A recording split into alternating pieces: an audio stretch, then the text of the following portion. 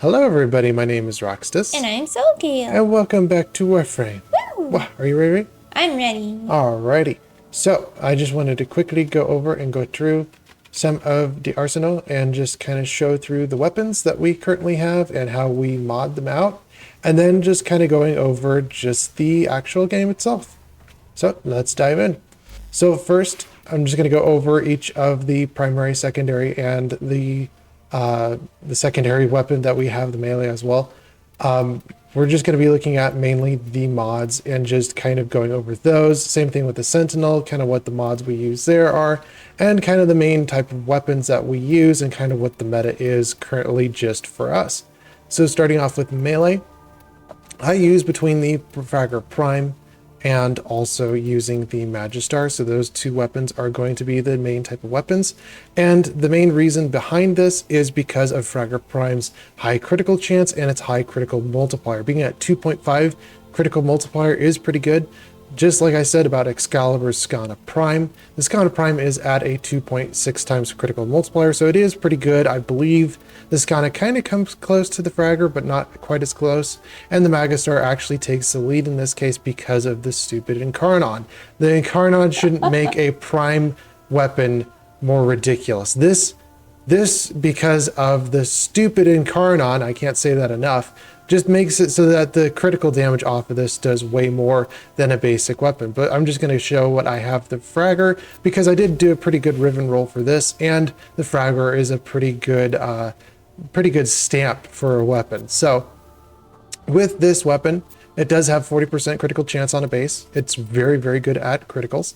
The critical multiplier is a 2.5 times, and the status is not bad at 18%. For this, we are just mainly looking at critical damage. As a multiplier, you can, with your melee weapons, go with a status type build, going with a viral type build, but I just find for especially critical does a lot of damage. You can get from, instead of a 4.25 times critical viral times multiplier, which viral, you have to proc viral enough times to get it up. So you have to be wailing on that opponent anyway to get your viral off. With critical, you gain it instantaneously as long as your combo multiplier is high enough. So for melee weapons in particular, I do not use charged attacks or heavy attacks in this case. I do not use charged attacks for these type of weapons. I use a weapon more so in its significance for just meleeing all the time, just doing basic auto attacks. Instead of losing all of my combo counter, I just use it for the basic attacks. So for the Fragger Prime, I use Organ Shatter as with any weapon with a high critical multiplier. This does significantly well, changing your 2.5 times critical multiplier to 7.9 times, as I've said with viral. This goes way beyond viral. This does more damage than any status type weapon on a base. And as we're not using heavy attacks, this is a constant form of damage where we're just pulling out millions out of our pockets, basically dealing quite a bit of damage all the time. For critical chance, we want Blood Rush. I know for a fact this does do quite a bit. If you're thinking, oh, okay, well, it just adds 40%. But yes, but it stacks with your combo multiplier, meaning that at the very end of things, it does 5.4 or 4.4 times added critical chance. So because the Fragger has a 40% critical chance on a base, this just adds additive, a whole bunch of critical chance, basically taking it from the yellow tier at 100% critical chance, going to orange tier at 200% critical chance, going to the red tier at, I believe, 300% critical chance. And this stacks really, really well, especially with if you're using Frost with Biting Frost, because of the critical chance and the critical damage as well. Because if the weapon has a high critical chance or a high critical damage multiplier, this stacks really, really well, giving you even higher critical multiplier and a higher critical chance, giving your critical tier from reds to even higher. So I don't know what the math is behind that. I probably could look it up and do a whole bunch of math behind it, but it does do significant damage, especially given the critical chance and the critical multiplier and the critical tier off of that critical chance. So very, very good in terms of criticals. Because of this, we're also going to be going Sacrificial Steel. This adds another 220%, so half of what Blood Rush gives, we're going to be getting back. As with this weapon, I would not go sacrificial pressure. You're actually getting more damage off of primed pressure point for the melee damage. Do not go sacrificial pressure. Primed pressure point is going to be your better one. I do have a riven for this to take instead of primed pressure point. So I do have 225 melee damage. So if it were not to have a riven mod here, I would be using primed pressure point. Fragger, this gives you huge amounts of melee damage. And for this riven mod, it is beautiful, adding 124.9% critical damage. This is almost essentially having another, I believe, third of the organ shatter onto this weapon. So this is super huge. This is basically like adding on a secondary organ shatter. So this is wonderful. It just gives you a ton of critical damage, which in end effect adds a ton of damage. Primed Fever Strike, this basically just gets multiplied into your base damage. Right now, the base weapon damage on this weapon doesn't even hit, well, let's see here, 300. So it does hit 1,000 damage, but the toxin damage based upon primed Fever Strike is going to be higher than the base weapon damage. So just because we're adding on primed Fever Strike here, we are going more than double, or actually 1.65 times the weapon's base damage here, adding on primed Fever Strike. So this is huge. Basically, it adds over double our weapon damage on a base. So this is huge. This adds tons of damage. For the base attack speed, we don't want to be going attack speed low. We want to be going pretty quick because the attack speed is pretty poor on the Fragger Prime. So we'll be using Quickening and Primed Fury. Alongside attack speed, the base skin on this weapon also adds 5% attack speed. Even though it's not much, it does add a little bit of something. And Conditioned Overload. If we can get our statuses off, each status will add 80% additive damage. This is really good. You can use, if you want, Weeping Wounds, because this will up your status just like Blood Rush. But I find that the 20% status chance is just significant enough. So where I'm just dealing high critical damage all the time. And then if I get one of those statuses off, that Conditioned Overload adds more damage. And or if I have other things that are proccing statuses, such as an ability, cold, or anything else, those statuses will also get procced by Conditioned Overload again. So Conditioned Overload, yes, but most of the time this toxin damage is going to just straight up kill most things anyway, especially Corpus. So very, very good. Another weapon too that you can use, and currently probably in the top of its tier, is Magistar. Reaper Prime is the same type of build. Every single one of these is the same type of build, I should say. Straight off from the bat, you have, of course, your criticals here. You have your, of course, critical damage. This adds a little bit of attack speed. I didn't get a very good roll on this Riven, but you do get Primed Pressure Point. This takes the stead of Quickening. This takes Primed Fury, and then, of course, Conditioned Overload and Primed Fever Strike. This is about the same damage as the Fragger Prime. So not too much difference there. You got a 2.5 times critical multiplier. It has a little bit less critical chance, but it has better status for doing Conditioned Overload. So that, in this terms, the Reaper Prime is pretty good. But I tend to use actually the Magistar because of the stupid Incarnon on this weapon. But I do come back sometimes to the Reaper Prime because its attack speed is pretty high at 1.08. But for the Magistar, we're going to be looking at the meta type weapon that does a ton of damage. Now on a base, this weapon actually has a 2 times critical multiplier. Because of the stupid Incarnon that someone had an idea of, oh, let's add another critical tier to this thing does more damage than the Fragger Prime. This is ridiculous. Just talking about basic auto attacks. We're never ever doing heavy attacks. I never resort to heavy attacks because I just don't like using heavy attacks. That's just me. But this thing adds a whole bunch of just different stats. This adds added attack speed, 40% added attack speed. So that's wonderful because hammers are usually generally pretty slow. This adds range. This also adds, on a base without having to do anything else, increase your critical chance by 16%, which is pretty good. And it increases your critical damage multiplier by 1 times. Now this takes your critical multiplier on a base from 2 to 3. So currently this, per the meta, I believe does the best damage based upon that. Just that alone, it does super high amounts of damage. just because of that critical damage multiplier. I don't believe any other weapon on a base, other than if you're heavy attacking, maybe if you're heavy attacking, that would do even more damage. But this does substantially well because of the critical damage multiplier being at 3. So for this one, we're also going to be doing the same thing as pretty much the Fragger Prime. We're adding Crushing Ruin. Of course, I love Crushing Ruin. Crushing Ruin is such a good stance overall. And then we're adding on a whole bunch of critical chance. Of course, same thing as Fragger Prime. Primed Fever Strike, quickening for the attack speeds, and Primed Fury, Conditioned Overload for proccing those statuses. And I pretty much hit a very good jackpot Riven right here, adding about 200% melee damage, 120% critical damage, and 1.55 times damage to Grineer, which on a base is wonderful, especially if you're dealing with Grineer, which Grineer are the main tanky ones here in this game. So these two Rivens in and of themselves are very optimum. This one actually probably takes the cake because it gains that bonus damage to Grineer. This is huge, especially because Grineer are pretty much the toughest unit in this game, alongside some of the other ones, which, Sentients are pretty hard, and some of the other ones are pretty hard, but mainly the melee damage and the critical damage. I love these two Rivens. These do phenomenal. But if you don't have this, I would put on Primed Pressure Point instead of Sacrificial Pressure. I put on that Pressure Point just for adding on more melee damage. But I don't have a Riven mod. Yeah. But other than that, this weapon right now, just because of the stupid Incarnon, makes this the top tier weapon currently, I believe.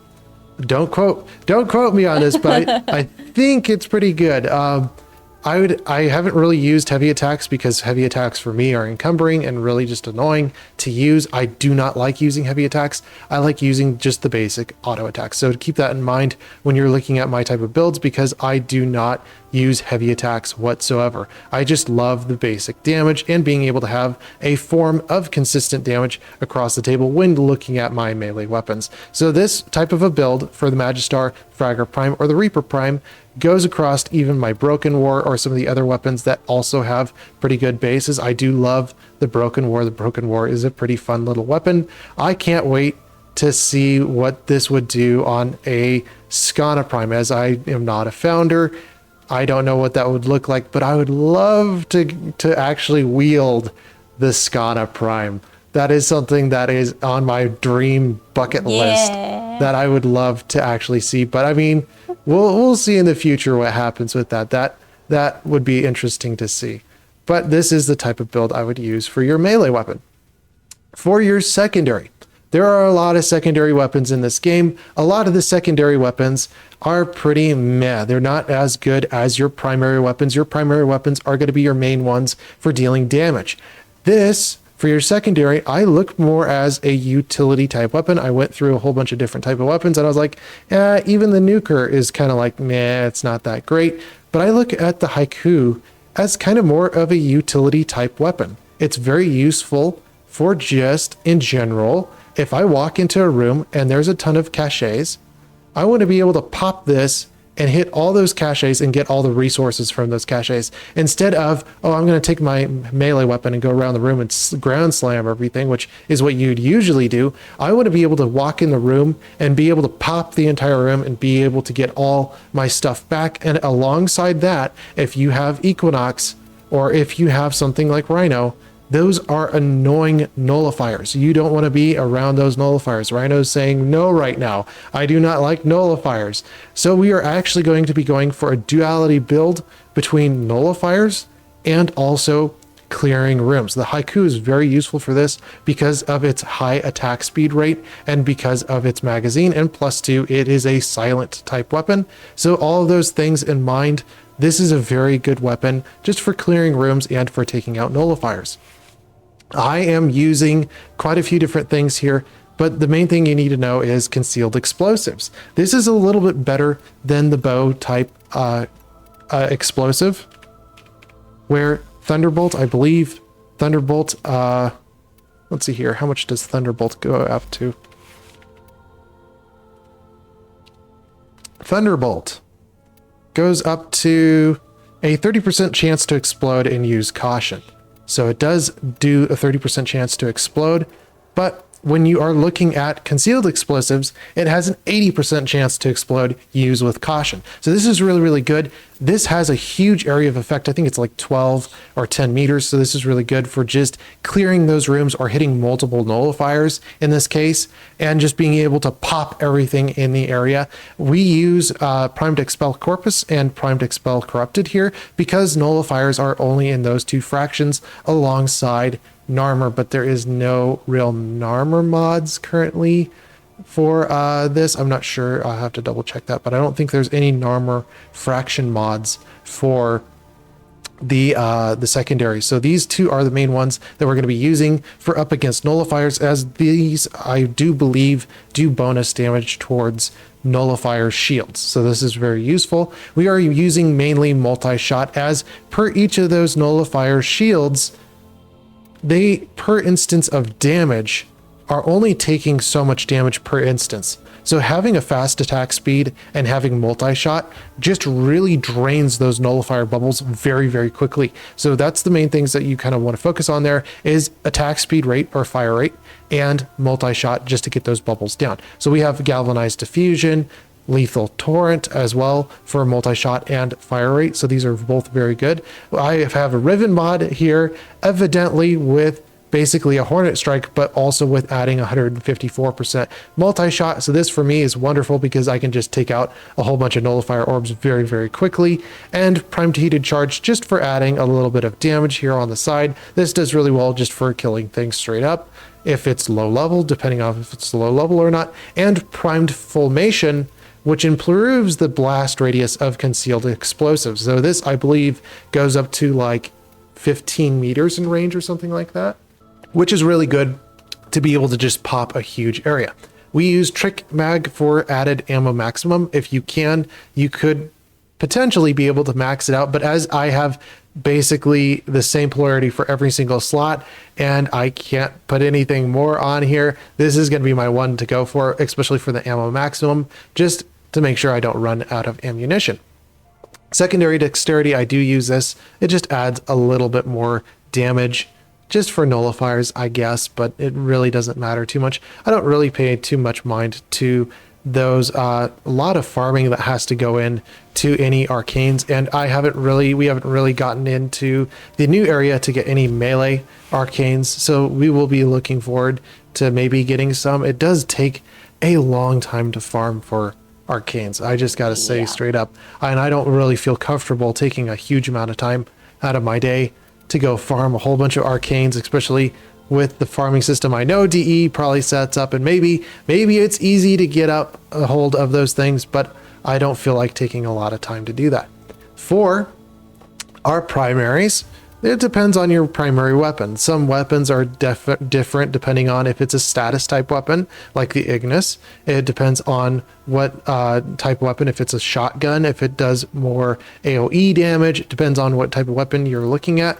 But mainly, if you're looking for a Eidolon hunting gun, you're going to be looking at something like the Rubico, and I'm just kind of going to go over this. It's just multi-shot, adding damage, critical damage, and of course more multi-shot, some heat, and definitely radiation. I believe there is radiation on this, yes. So this is a good one just for taking out Eidolons. There are other builds, but this is the main build that we go for just taking out Eidolons. If you are looking for overall just straight up damage, they released this bow. This is super annoying because any other weapon in the game now completely feels useless because this bow does so much damage. It's just ridiculous. But here's just a general build for this: multi-shot, added crit, just different things, just depending on what type of weapon it is. It's kind of the same build, not too much different for it. And then of course the Ignis, this is for mainly just running missions, hitting a whole bunch of enemies and opponents. This mainly does status chance, but it does have a pretty decent critical multiplier on it as well. So we're going for viral for this one. We're adding heat, quite a bit of critical chance and critical damage, more multi-shot, pretty much kind of like the same builds, and sinister reach for added beam range. This is a pretty good overall build. There are other builds of, as I have mentioned, but this does take the cake, and you really want to take advantage of that primed cryo range, especially for the viral. So that's pretty good there. Yeah, and then of course I do love like my Sobek. My Sobek is pretty fun just to use a shotgun just for multi-shot. Pretty quick build here for that. We use a lot of these primed mods here. It doesn't have very good critical chance, so we really don't go into that all that much, but mainly for status types. And acid shells does do quite well on this type of a weapon. So there's this build here for you guys. I believe this adds just multi-shot, so this is really just overall just a good shotgun type build. And then like the heck is wonderful for archons. If you're doing archons, this is your best weapon for you. You want to take a look into like adding critical, adding multi-shot, not adding on, I believe, galvanized hull. You want to be using galvanized chamber because you're not getting kills consistently, but this one is really good just for pretty much just taking out the archons. This is a really good build for that. It just depends on what type of weapon you really need, what the situation is, what your scenario is. And then for me, I love these little plinkers. These little plinkers are a really fun type of gun because they're pinpoint precision, pretty much just like a Snipertron or any sniper type weapon, but they also operate as a rifle. So they have a higher ammo maximum than any of your basic sniper rifles. Your basic sniper rifles do not have a very good ammo maximum. These ones have a very good ammo maximum and they have very good critical chance. So this adds up to just being a very good plinker. Although throughout the gameplay, I wish there was a little bit more for these type of weapons. I wish they did a little bit better than they currently do. They are pretty good in their current state, but they do just kind of fall off. I love them though. They're just such fun. Like if I could take a plinker out and use it, these two are really good, fun weapons to use. The overall build for this, I do have some ribbons for these as well, and the same thing for the Latron. Just kind of a general build. I add critical chance as well for these. This can get up to 10 times critical multiplier. Let's see here what this one's can get up to. This one can get up to 6.4, so not as good as something like the Latron. The Latron Prime, I do believe, is kind of a fun one, but I love them both. They're both pretty good weapons. Super Vandal, I use this mainly for just kind of like hitting a wide area of effect. I wish it was as effective as the Ignis. The Ignis is just better as it is a beam type weapon and can hit a huge area of effect of those rooms. The Subra is more so just like a planker. It just hits a whole bunch of different things. Its accuracy is pretty poor, but I wish I could use it. Same thing as the Ignis. It's just not as good as something like the Ignis, but here's just a general build for that. And the Lake Lanka is really good for mag and using her bubbles. If you want something with a really high punch through, this is something that's very good and very well paired with mag for that high punch through. And here's just a general build for this. I have a ton of ribbons. I get a pretty good few rerolls on these different ribbons, but this is the main type of build I use for this. Me mainly want to be going status chance because I believe for some odd reason that status chance works really well with the punch through just to be able to kill things because of the viral. You can just proc viral over and over and over again, and it gives you a pretty good, decent critical multiplier here. So just a general overall build for this, but it is interesting. The status seems to actually do better than using critical on this type of weapon if you're using it for bubbles. So very interesting on that type of a weapon. Some things to note. I wish that other bows were as useful. This currently is the meta weapon. This just currently just demolishes anything in its path. It's just ridiculous how overpowered this thing is. This thing just does a ton of damage. I didn't know the critical multiplier was awful on this thing. 1.8. Maybe they nerfed it. But it just, I don't know why, but like they really just buffed this thing up to just be ridiculous. I don't know if it still currently is, but it really seems ridiculous. One weapon that I would love to use, but is just awful in the current state, is the Opticore. The Opticore, just like the Natarek, just feels so good in your hands, does a ton of damage, and then the Opticore just, I wish I could use it, and I wish it was a BFG, but it just isn't. It's one of those things where it's just like, man, I wish it was usable, but I usually use any other weapon. I think my favorite one out of the bunch is probably going to be the Latron Prime, along with the Ignis. The Ignis is usable on any mission. The Ignis would be your number one go-to for any mission. Most of your missions, you're going to be running that. But the Latron Prime, I wish, just, it feels so good, and it works so well. But because there's so many enemies in these rooms, you're usually using the Ignis. So this is the number one that you come to.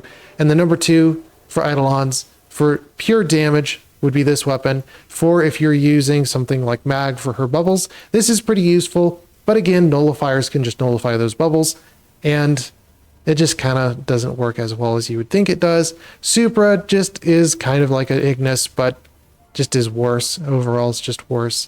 And then kind of beyond that, we use this for Archons, but I don't really kill a lot of Archons, but this does really do wonders for Archons. And then, of course, Sobek. I do love this weapon just for just clearing rooms. It's pretty fun. It's about the same as Ignis. It does it pretty well, but then it does kind of fall off later. Still pretty good. There are some other weapons in here as well that are pretty good as well. But the main weapon that everyone keeps on coming back to, because it's so reliable, is a flamethrower. Love my flamethrower. Because it's so good. It is so good. So we're actually going to just keep on this one. But I'd have to say for me, the Latron Prime is a very, very fun one. It's something I just keep on coming back to because it's just a little plinker. And I love it for just being a little plinker. And that's our main weapons there. Not too much to note there. Just high critical damage, area of effect, and of course, whatever weapon you need, just based upon your scenario. So area of effect, as I've already said, and of course Archons being the main ones that you kind of want to take a look at. For Sentinels, we kind of operate between 3 different ones. You could also say 4 different ones, but does the Nautilus actually do anything useful? He repairs breaches Oh, that's all he does. So he's not really on the useful. railjack. So Yeah. main ones that we use are Helios, Oculus, and Carrier, which Carrier really kind of falls off. But the main ones we use are going to be Helios and Oculus.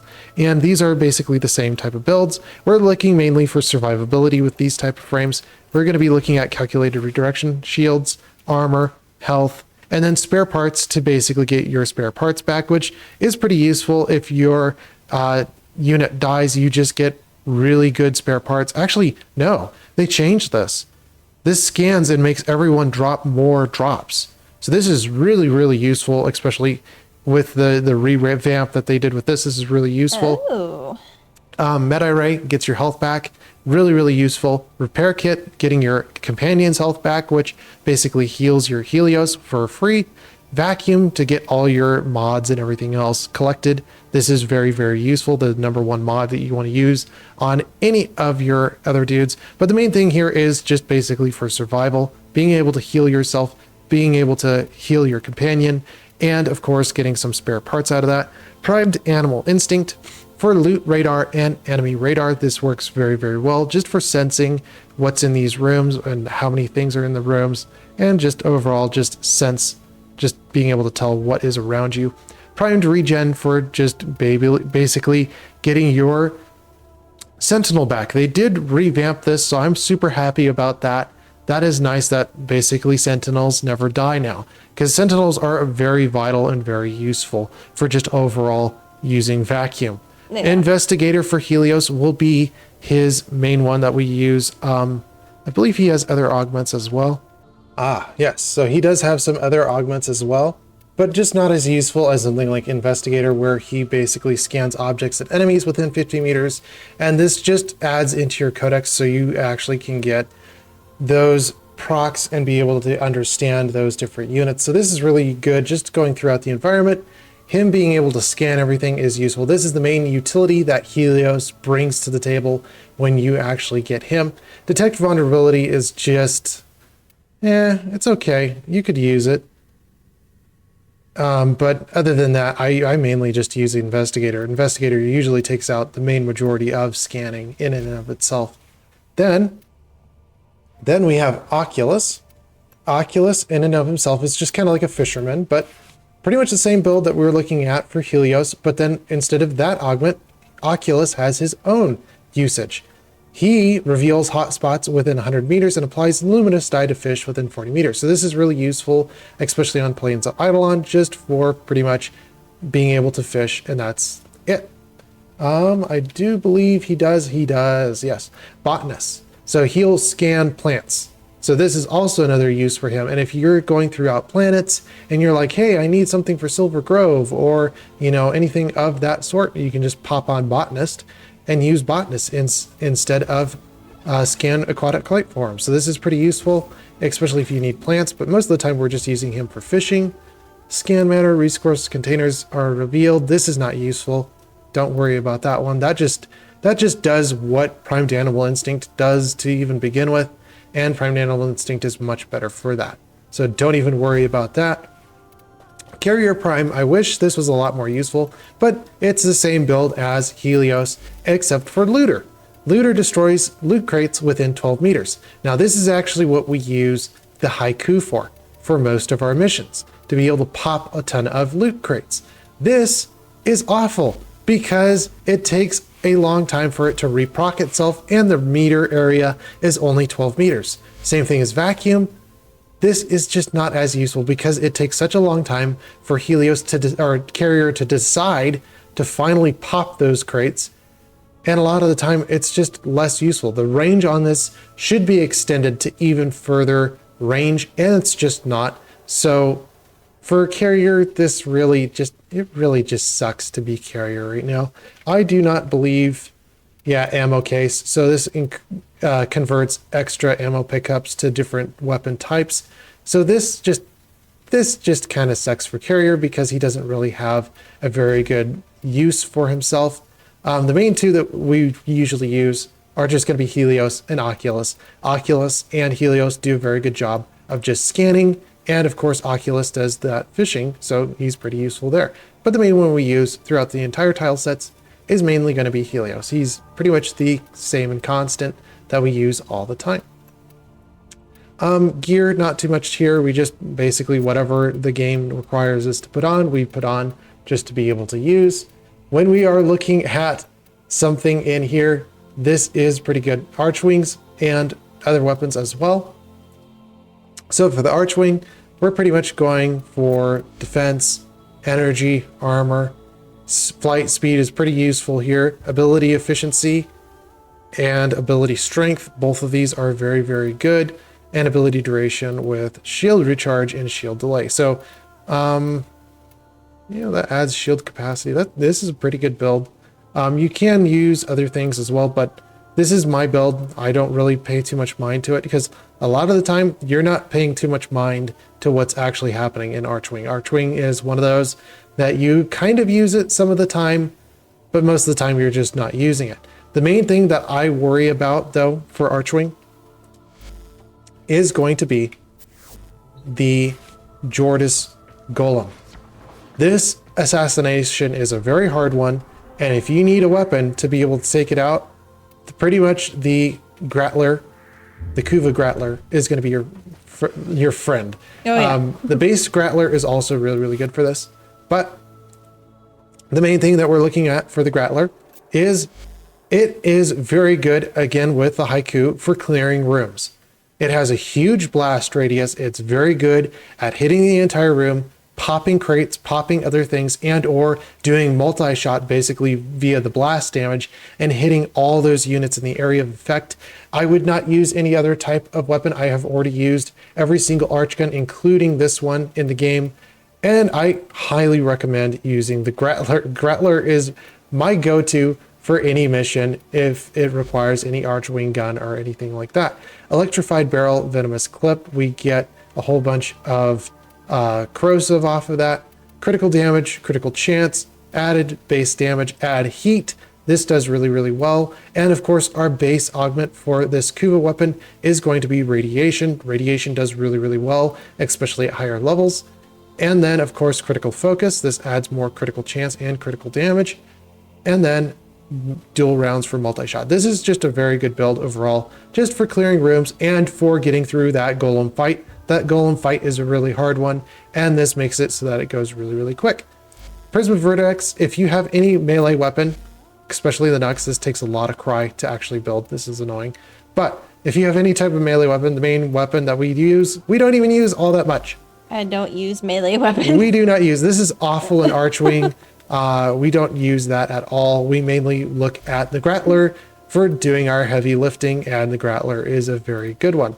K-Drive just depends on what you want your K-Drive to be spec'd out with. Nothing too much, honestly, here.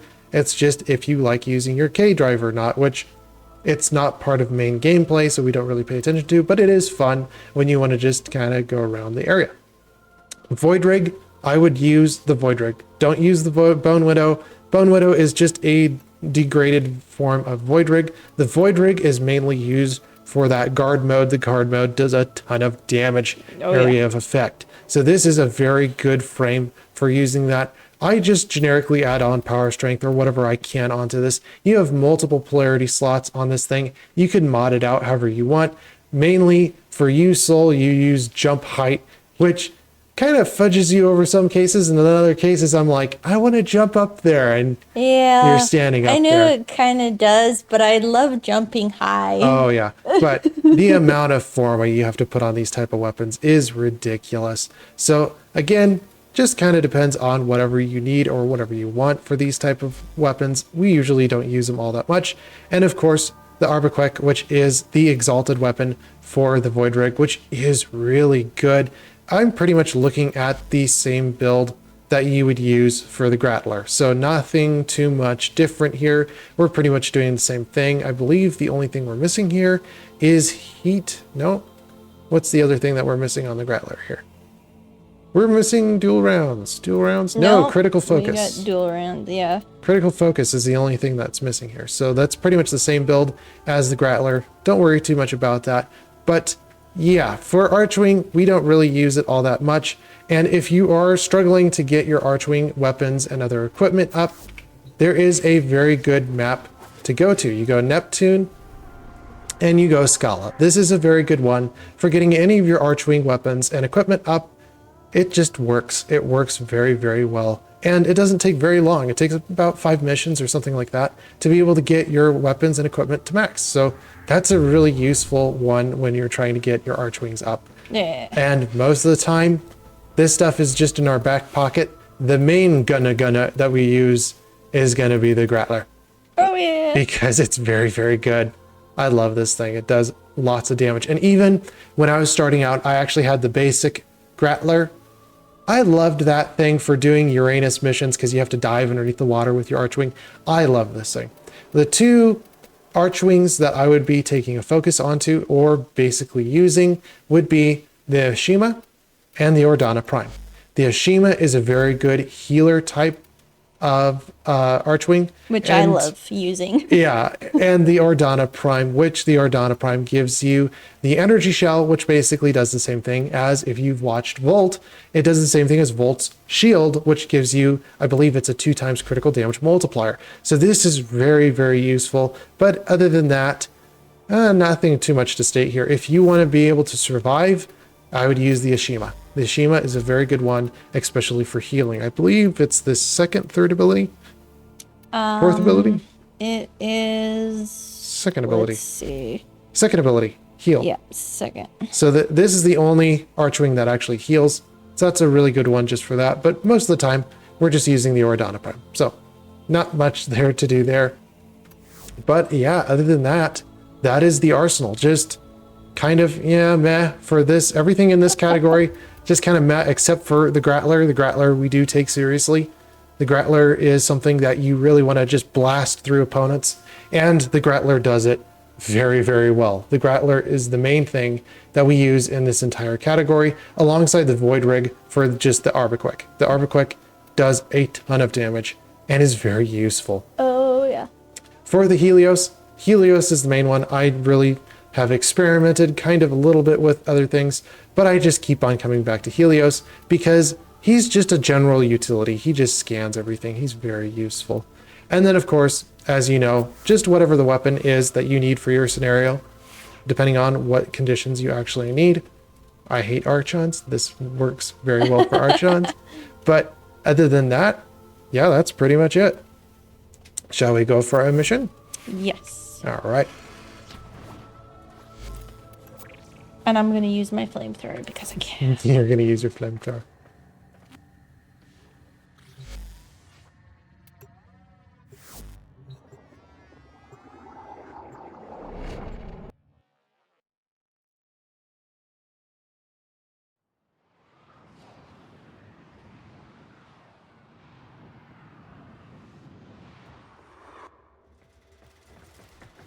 We contracted you with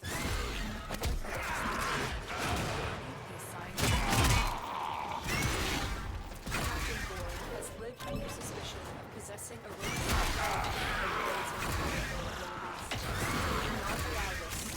Get to I see you. You have Goss. Yes. The area is barren. Okay. It's Barradoon. It's Baradun. Went the wrong way. I'm so fit. The main thing I like about the Grinlock versus the Latron, though, I'd have to definitely say, is the reload speed. The reload on the Grinlock is way quicker. Yeah.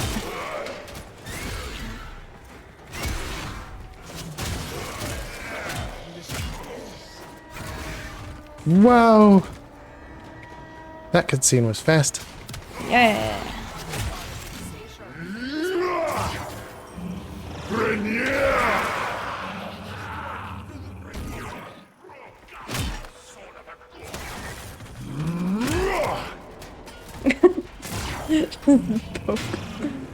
Poke him. And he keels over. This is not over. This is not over. I'm sure it is over. Oh, bothering us anymore. Heads up, a Grenadier assault team is headed your way. Stay focused. There's a heavy unit approaching.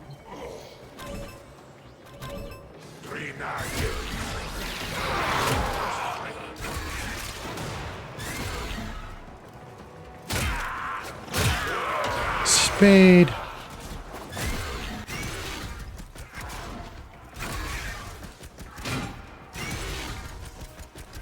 Woo. All right. I'm so speedy. Won't be bothering us anymore. Let's get out of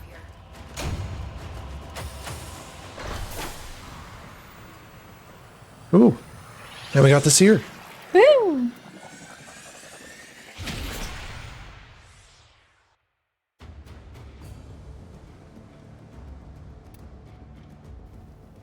Alrighty. So I know that this video is a little bit speedy and it's just kind of like going through all the different types of weapons, but it really is dependent up to you how you play the game. And I didn't want to spend too much time on the different types of weapons because it really depends how you play the game. If you like using heavy attacks, you can use heavy attacks. If you like using your secondary weapon for damage instead of using it for nullifiers, that's just kind of up to you how you like to play the game. Same thing with your primaries. It's mainly terms and conditions, whatever you like using and for whatever type of mission you're on. And mainly it's useful, especially even Rubico, for Eidolon. So it really depends on what you're using and for what situation. So to that, I just kind of like, yeah, but I just kind of want to whisk over just the different ideas there. So I know it's kind of fast, but also for Helios and some of these other things, I don't feel they're as important as something like the Grattler or something like the Arbiquek or the same thing as Helios. Those things are kind of, for me, a little bit more paramount than everything else. But other than that, yeah, that is what it is. And then, so I wanted to go over Warframes here too, real quick. So these are the different Warframes that we have currently done. We've currently done, and I would have to say, the best Warframes in the game, which are Mag Prime, Frost Prime, and Trinity Prime. Equinox is one of those where it's just kind of like, it's kind of useful, but not as useful as someone like Chroma. Chroma is pretty useful for overall, just all around helping around. And then kind of going down that list, going Equinox, Nyx, Saran, and Valkyr. Those are pretty useful, but it just depends what type of mission you're using them on and how useful they really are. I would have to say the most useful frames that I've ever come across the entire game are Mag, Frost, and Trinity. These are pretty much the paramount ones where are very, very good for whatever mission. Saran would be interesting to see with some more green shards. Valkyr is a very good one for you early people trying to get through the game. This is a very good frame just for kicking through the game. And then, of course, beyond that are less useful warframes that don't really hit as high as a mark as some other warframes. Volt is kind of semi-conditional if you're doing Archon or Eidolons. Volt is very useful as well for different situations. Titania, of course, we've talked about her, and Rhino, pretty good. And then, of course, our even less used warframes down below, ending up with Excalibur Umbra, or basically Excalibur. So those are the main frames that we use, but yeah, those are the frames that we've done for now, and we'll see about doing some more frames in the future. We just have to see what the potential is for the frames and just general. But I just kind of wanted to go over the game in and as a whole. Warframe is a really good game. You have the three basic things, and I'll just kind of go over these very quickly. Structure, which is mods and warframes. This is pretty good. This is very good, especially during gameplay or anything else. The frames move around very beautifully. The environment throughout the game is very, very beautiful, but mainly the frames are good. The mods are pretty good. There is some negatives there, though, with especially frames and viability, some weapons as well, as I've mentioned with the Opticore, or even someone like Loki. It just feels like some things don't really have any potential at all. So it would be pretty interesting to see if there wasn't something extra we could add in there to be able to add some more damage. But overall, mainly, most of these frames are pretty good. They're pretty good frames, and overall the gameplay is very, very good. Not a lot of games that you can point to nowadays and go, hey, that's just as good as Warframe. Nah, Warframe's a pretty good game. I haven't seen really a lot of games that hit this level of that Warframe has hit. Really, Warframe has hit quite a few of the marks for me, and it's a pretty good game overall. The system is based upon market, environment, Biro, the star chart, the bosses.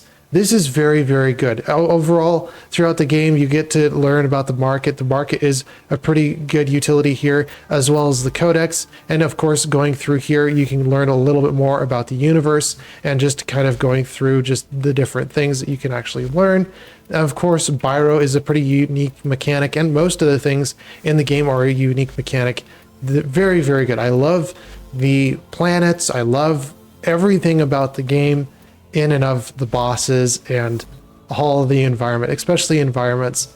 The Void is the most beautiful tile set. If you ever get to the Void is probably the most beautiful tile set out of any of the tile sets. I know Earth, it's like, okay, well, they're even there, or even Deimos. It just is kind of copy paste, and a lot of the time if you don't have very good internet connection, or if you have fully loaded in, even if you fully loaded in, you can tell it's very pixelated. It's very just the graphics aren't there, but it does work. But I just love the Void. Going back to the Void, just beautiful tile sets. Everything in the Void is pretty much top notch. I love that.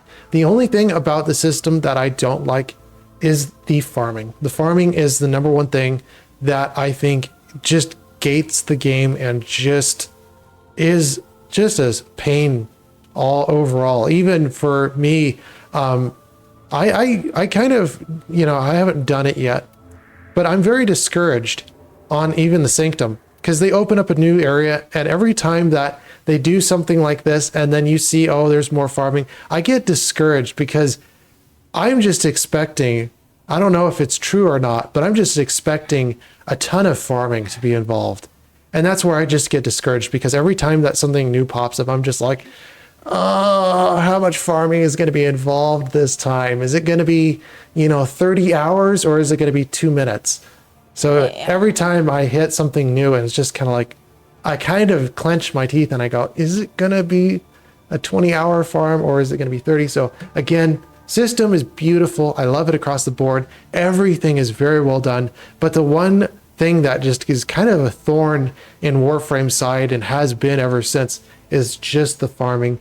And I would have to come back into the game and be able to go through the newer areas and see how much. But for the general, even Necros, quite a few of the other frames takes a ton of time. And that's just a constant pain. That's a constant thorn in its side. Yeah. Story is very, very good, whether you're looking at the base Warframe and you're going through, of course, the Void or the basic starting quests, going through War. All the quests are pretty well done. Nothing much to say there, but there is, I'd have to say, kind of these rogue elements that don't piece together the story. It just feels like more of the newer story that comes out, or even some of the other parts of the story just seem to be kind of wild out there, just rogue elements where they're not really connecting. And even with the original idea, the story idea for Warframe, I come back to my statement that I wrote, and it kind of rings true every single time. It's just, when we started the game, especially even from the Orkin or any from the base of the game, it just feels like even after playing the game as for so long, it's curiosity unquenched. We still wander these Orkin halls in search of answers. It's just, I hear that and I go, that kind of rings true for me. I don't know if it rings true for you guys, but like, I'm still questioning the very beginning of the game. I'm still questioning, like, okay, well, how do these other parts come into it? And there is lore. If you read, there is lore throughout the Codex. There is lore throughout, like, the Leviathan, and there are some other pieces of lore that you can gander from other missions. But for the most part, I'm still kind of wandering those halls going, well, where's the main part of the story? Like, we've got all these rogue elements, like from the newer quests and everything else like that. But from the base Warframe going forward, there's just a lot of rogue elements, and we don't have a lot of answers to a lot of the base Warframe story. I'd have to put it like that. It just feels kind of empty. And then from my calculations, we only have 6 years left of Warframe, where they can pump out another 42 Warframes to be released and about 210 equipment left to be released. And my thought is, especially, we have about half time, like the Warframe has started since like 10 years ago or something like that. We only have half that time remaining. What final note will Warframe be making? What note will it end on? And I mean, you can sit there and milk Warframe like I've seen them doing with, they create more Warframes and they'll make more quests and they'll involve more Warframes, but you're just milking Warframe and you're just adding in more Warframes. At the end of that, I don't know how interesting Warframe will be unless you add in some very interesting quests that actually make a living and breathing story that tells a tale. You have to have something that Warframe lives on and doesn't just die over time by just making more and more Warframes. You have to make a very good, satisfactory content. You have to make a very good story that ties in everything. And I'm expecting to see a little bit more story, hopefully, in the future. I mean, we only have 6 years left of Warframe. If you continue to create Warframes on a regular basis, as DE has done, you only have 6 years left. So it'll be interesting to see what happens in the next 6 years or doesn't happen. Just depends on if they actually do anything with Warframe. And I would love to see the potential of that. But just as an ending statement, I hope for Warframe to be a long-standing game that all generations can play. And I believe for me, the number one thing that I just keep on coming into contact with is the most difficult obstacle for Warframe right now is the farming aspect of the game. Just getting new players involved, getting new players interested, and especially because Warframe takes so much time to be able to farm those new frames, those new things. It is kind of a letdown for newer players to take that much time to be devoted into a game. It took me 8 years to finally get to the place I am now. I got other stuff that are on the side that I got to do, but it took me a full 8 years. So kind of hearing that for new players, that it would take you 8 years to finally get to the point that you can get to kind of the end of the game, kind of takes the air out of your life, because that's 8 years of your life that you got to be spending trying to farm, trying to, you know, like, you could make it faster if you were, you know, devoted to farming it, but not everyone has 8 years of half time to spend on this game. And making it so that the game overall farming was faster would make a lot more appeal to newer players, because then they don't have to farm as much or as often. And then I can't wait to see what's with Soulframe. Soulframe, hopefully, as I've said with the story, hopefully there's more that with Soulframe that it either adds into Warframe. Maybe Soulframe is a completely different game than Warframe, but it'd be interested to see in like what the, you know, what the end game is for Warframe, where Warframe is actually going to end up, if it's just going to kind of wander or what's going to happen there. But I can't wait to see what's with Warframe. And for me, my paintbrush and paint are poised, ready to make their mark. Are you ready? And that's pretty much all that I got for Warframe. So there is more potential in the future to see more frames, to see more things that we could potentially do. But as the system is ever changing and we don't know what to expect from Warframe for what's next, I believe we'll just end it here on this note. So yes, thank you all so much for watching. Yes? Yeah. And we will see you guys in the very next video. Bye! Bye-bye.